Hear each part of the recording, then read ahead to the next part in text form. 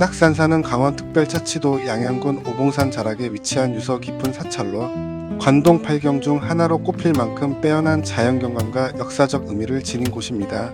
대한불교조계종 낙산사에 대해 자세히 소개해드립니다.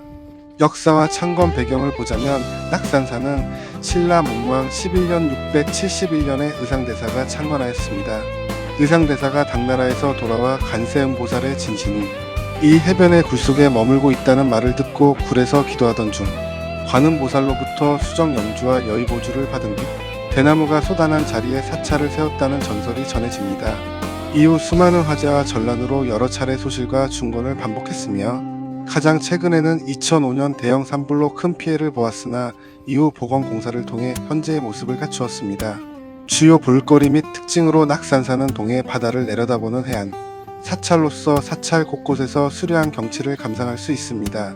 해수관 음상은 낙산사의 상징과도 같은 16m 높이의 거대한 불상으로 동해를 굽어보며 중생의 평안을 기원하고 있습니다. 의상대는 의상대사가 참선했던 장소에 세워진 정자로 동해안 일출 명소로도 매우 유명합니다.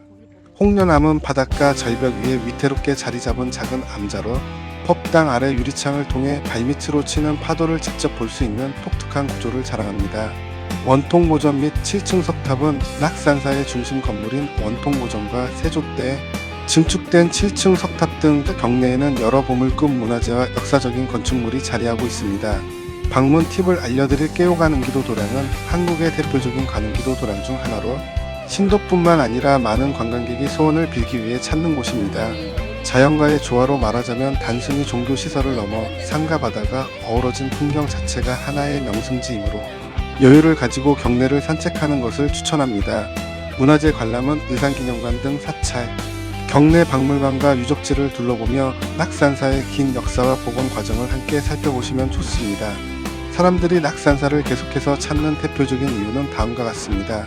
첫째는 동해 절경과 절벽 암자의 조합입니다. 의상대와 홍련암처럼 가파른 해안 절벽 위에 세워진 암자에서 바라보는 동해 바다 풍경이 압도적입니다. 둘째는 해수관 음상의 상징성이죠. 거대한 해수관 음상이 바다를 내려다보고 있어 마음의 평안을 얻거나 소원을 빌기 위한 기도처로 인기가 높습니다. 셋째는 일출 명소입니다. 동해안에서 손꼽히는 일출 포인트로 바다 위로 떠오르는 해를 보며 새해 다짐이나 특별한 기원을 하기 위해 많은 이들이 찾습니다. 넷째는 걷기 좋은 산책로들과 울창한 소나무 숲길과 해안길을 따라 걸으며 차분히 휴식과 힐링을 즐길 수 있습니다. 탁 트인 바다 감상, 기도, 힐링, 산책까지 한 번에 즐길 수 있다는 점이 사람들의 발길을 이끄는 가장 큰 매력입니다. 그래서 사람들이 낙산사를 많이 찾는 것 같습니다. 이곳은 관음지입니다. 관음지는 낙산사 경내에서 보타전 아래에 자리한 연못으로 소개됩니다. 2022년 보도에 따르면 관음지에는 관세음보살상을 새롭게 조성해 봉헌했고 좌대부터 6엠 높이로 만든 불상이 마련되었습니다. 또한 연못을 가로지르는 참배로를 만들어 방문객이 가까이에서 참배할 수 있도록 한 것으로 전해집니다. 조성 취지는 해수관 음상까지 가기 어려운 방문객도 가까운 곳에서 관세음보살에게 참배할 수 있게 하려는 데 있었습니다. 당시 낙산사 주지는 누구나 가까이에서 참배할 수 있도록 새로 모셨다는 취지로 설명했습니다. 관음지는 계절감이 뚜렷한 공간으로 언급됩니다. 여름철에는 연꽃이 피어 연못 풍경이 살아나고 평소에는 연못 주변의 고즈넉한 분위기와 바다 전망이 함께 어우러지는 장소로 소개되고 있습니다. 방문 후기에서는 연못에 여러 마리의 자라가 살고 있다는 점이 언급됩니다. 또 포대화상 주변에는 방문객들이 소원을 빌며 던진 동전이 쌓여 있다고 전해져 단순한 경내 연못이라기보다 참배와 민속적 바람이 결합된 공간으로 받아들여지고 있습니다. 푸른 동해 바다가 끝없이 펼쳐진 이곳 낙산사의 대표적인 명소 의상대입니다. 천년의 시간 동안 이 자리를 지켜온 의상대에는 신라의 고승 의상대사의 이야기가 깃들어 있습니다. 시원한 바닷바람과 아름다운 소나무 그리고 눈앞에 펼쳐지는 동해의 풍경까지 잠시 걸음을 멈추고 바라보는 것만으로도 마음이 편안해지는 곳, 역사와 자연이 함께하는 아름다운 공간 낙산사 의상대입니다. 앞에는 시원하게 동해 바다가 쫙 펼쳐지고 주변에는 멋진 소나무까지 정말 풍경 하나는 끝내줍니다. 그래서 그런지 그냥 경치 좋은 곳이라는 느낌보다는 오랜 세월 동안 많은 사람들의 마음과 이야기가 함께 쌓여있는 특별한 장소라는 생각이 듭니다. 그런데 말이죠. 제가 여기서 가장 좋았던 건 바로 이 바다입니다. 가만히 서서 동해 바다를 보고 있으면 평소에 복잡했던 생각도 잠시 잊게 되고요. 시원한 바닷바람 한 번 맞으면 내가 지금 정말 좋은 곳에 와 있구나 하는 생각이 절로 듭니다. 바쁘게 살다 보면 앞만 보고 달릴 때가 많잖아요. 그런데 가끔은 이렇게 멈춰서 아름다운 풍경을 바라보는 시간도 필요한 것 같습니다. 낙산사에 오셨다면 천천히 걸어보시고요. 의상대에 잠시 앉아서 바다도 한번 바라보세요. 사진으로 보는 것과 직접 이곳에 와서 느끼는 건 또 완전히 다릅니다. 천년의 역사와 아름다운 동해 바다가 함께하는 곳 의상대 너무 멋진 장소네요. 낙산사를 천천히 둘러보다 보면 마지막에 그냥 지나치기 아쉬운 곳이 하나 있습니다. 바로 낙산사 기념품점인데요.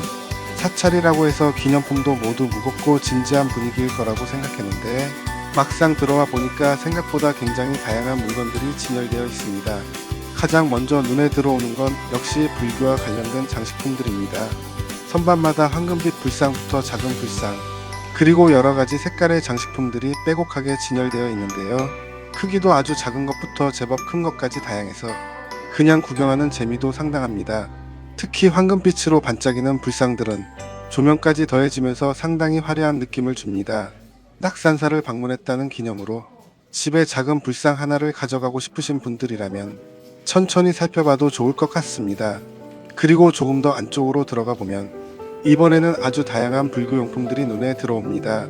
염주부터 팔찌, 목걸이, 열쇠고리 같은 작은 소품들이 종류별로 가지런하게 걸려 있습니다. 색깔도 정말 다양합니다.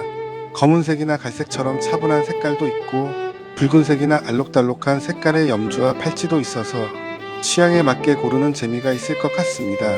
이런 물건들은 크기가 크지 않기 때문에 여행하면서 부담 없이 구입할 수 있다는 것도 장점이죠. 특히 여행 기념품은 너무 크거나 무거우면 집에 가져가는 것도 일이잖아요. 그런데 이런 작은 소품들은 가방에 넣기도 편하고 가족이나 지인에게 선물하기에도 괜찮아 보입니다. 낙산사를 걷다 보면 푸른 기와와 단정한 모습의 커다란 정각 하나가 눈에 들어옵니다. 바로 낙산사의 포타전입니다. 포타전이라는 이름은 관세음보살이 머문다고 전해지는 포타락가산에서 유래했다고 합니다. 낙산사는 관세음보살과 인연이 깊은 사찰인데요. 포타전 역시 그 의미를 잘 보여주는 곳입니다. 포타전은 1991년에 불사를 시작해 1993년에 완공된 정각으로 안에는 관세음보살의 여러 모습을 표현한 7관음과 32응신 그리고 약 1509의 관음상이 모셔져 있습니다. 밖에서 보는 것보다 안으로 들어가 보면 더욱 특별한 느낌을 받을 수 있는데요. 벽면을 따라 수많은 관음상이 자리하고 있어 조용히 바라보고 있으면 마음까지 차분해지는 느낌입니다. 그리고 포타전 주변 풍경도 참 아름답습니다. 포타전 앞쪽으로는 관음지라는 연못이 자리하고 있습니다. 특히 연꽃이 피는 계절에는 연못의 연꽃과 포타전의 전통적인 건물이 어우러지면서 아주 예쁜 풍경을 만들어냅니다. 낙산사를 걷다 보면 가장 먼저 시선을 사로잡는 장면이 있습니다. 바로 푸른 동해를 바라보고 서 있는 낙산사 해수관 음상입니다. 넓은 경내 한가운데 우뚝 서 있는 관음상과 푸른 하늘 그리고 주변의 소나무가 어우러지면서 낙산사만의 아름다운 풍경을 만들어냅니다. 관음상 주변으로는 많은 사람들이 천천히 걸으며 사진도 찍고 잠시 멈춰서 기도도 드리고 있습니다. 날씨가 좋은 날에는 멀리 동해의 푸른 바다까지 시원하게 바라볼 수 있어서 가만히 서 있기만 해도 마음이 탁 트이는 느낌입니다. 그리고 낙산사를 둘러보다 보면 또 하나 눈길을 끄는 곳이 있습니다. 바로 커다란 범종이 있는 곳인데요. 이곳에서는 정해진 시간에 직접 종을 타종해 볼 수도 있습니다. 한 번에 종소리가 울려 퍼지면 맑고 묵직한 울림이 주변 숲과 사찰에 퍼져나갑니다. 잠시 걸음을 멈추고 종소리를 듣다 보면 복잡했던 마음도 조금은 차분해지는 것 같습니다. 푸른 바다와 하늘, 소나무와 전통 사찰의 풍경, 그리고 은은하게 울려 퍼지는 범종 소리까지 이런 풍경들이 모여 낙산사를 더욱 특별한 여행지로 만들어주고 있습니다. 낙산사의 아름다운 풍경을 하나하나 둘러보고 이제 아쉬운 마음을 뒤로한 채 천천히 내려가 보겠습니다. 들어올 때는 새로운 풍경을 만난다는 설렘이 있었다면 이제 내려가는 길에서는 조금 전까지 보았던 낙산사의 모습을 천천히 마음속에 담아보게 됩니다. 내려가는 길에 가장 먼저 눈에 들어오는 건 이렇게 돌에 새겨진 글귀입니다. 꿈이 이루어지는 길, 짧은 글귀 하나인데도 왠지 발걸음을 잠시 멈추게 만드는데요. 낙산사를 찾은 사람들이 각자의 소원을 마음속에 품고 이 길을 걸었을 거라고 생각하니 그냥 지나치기에는 조금 아쉬운 곳입니다. 저도 잠시 멈춰서 지금까지 걸어왔던 낙산사를 한번 돌아봅니다. 그리고 다시 천천히 길을 따라 내려갑니다. 조금 내려오니 이번에는 울창한 소나무 숲길이 펼쳐집니다. 낙산사는 바다와 사찰의 풍경으로 유명하지만 이렇게 숲길을 걷는 재미도 상당합니다. 곱게 뻗은 소나무 사이로 햇빛이 들어오고 바람이 불 때마다 나뭇가지가 살랑살랑 흔들립니다. 조금 전까지 많은 사람들로 북적이던 곳에서 이렇게 조용한 숲길을 걷고 있으니 마치 다른 공간으로 들어온 것 같은 느낌도 듭니다. 천천히 걷다 보니 길가에 재미있는 모습도 보입니다. 바로 소나무 아래에 떨어져 있는 수많은 솔방울입니다. 평소에는 그냥 지나칠 수 있는 솔방울이지만 여행지에서 이렇게 가까이 바라보니 자연이 만들어낸 작은 작품처럼 느껴집니다. 낙산사를 걷는 동안에는 크고 유명한 볼거리만 찾을 것이 아니라 이런 작은 풍경도 한번 바라보게 됩니다. 그리고 조금 더 내려가니 이번에는 작은 돌들이 하나둘씩 쌓여있는 모습이 보입니다. 누군가의 소원을 담아 정성스럽게 올려놓은 돌탑들입니다. 작은 돌 하나를 조심스럽게 올리고 마음속으로 소원을 빌었던 사람들, 아마도 이곳을 지나간 수많은 사람들이 저마다의 바람을 남겨놓았겠죠. 돌 하나하나는 작지만 그 안에 담긴 마음만큼은 결코 작지 않을 것 같습니다. 저도 이 돌탑들을 바라보면서 여러분의 소원도 모두 이루어졌으면 좋겠다는 생각을 해봅니다. 이제 정말 낙산사 여행의 끝이 가까워지고 있습니다. 길을 따라 내려오다 보니 이번에는 벽면에 재미있는 그림이 눈에 들어옵니다. 전통적인 사찰의 분위기와는 조금 다른 아기자기한 벽화인데요.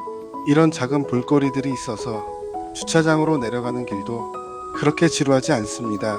천천히 걷다 보면 어느새 숲길이 끝나고 사람들이 오가는 넓은 공간이 나타납니다. 아, 이제 낙산사를 거의 다 내려왔구나 싶습니다. 뒤를 한번 돌아보면 조금 전까지 걸었던 낙산사의 숲과 길이 보이고 앞쪽으로는 관광객들이 하나둘씩 이동하고 있습니다. 오늘 낙산사를 둘러보면서 정말 많은 풍경을 만났습니다. 푸른 동해바다부터 해수관 의상대와 홍련암, 그리고 고즈넉한 사찰의 정각과 소나무 숲길까지. 그래서 낙산사는 단순히 오래된 사찰 하나를 보는 여행지가 아니라 자연과 역사 그리고 사람들의 이야기가 함께 어우러진 곳이라는 생각이 듭니다. 그리고 이곳 낙산사는 우리나라 사람들뿐만 아니라 외국인 관광객들도 많이 찾는 곳입니다. 그렇게 유명하다는 얘기겠죠. 점심시간이라 주변의 식당에서 식사를 했습니다. 낙산 바람꽃 해녀마을을 소개해 드릴게요. 웨이팅도 점심은 있더군요. 생각보다 식당은 작아서 웨이팅이 있는 곳입니다. 이곳은 이름에서도 알 수 있듯이 전복을 비롯한 다양한 해산물 요리를 맛볼 수 있는 곳인데요. 넓은 주차장을 지나 식당 안으로 들어가 보겠습니다. 깔끔하고 넓은 실내에 들어서니 여행객들과 가족 단위 손님들이 식사를 하고 있습니다. 메뉴판을 살펴보면 역시 가장 눈에 들어오는 메뉴는 전복입니다. 전복해물 뚝배기부터 전복물회, 전복죽, 전복회덮밥까지 전복을 이용한 다양한 음식들이 준비되어 있습니다. 뜨끈한 국물이 생각난다면 전복과 여러 해산물이 들어간 전복해물 뚝배기가 좋을 것 같고요.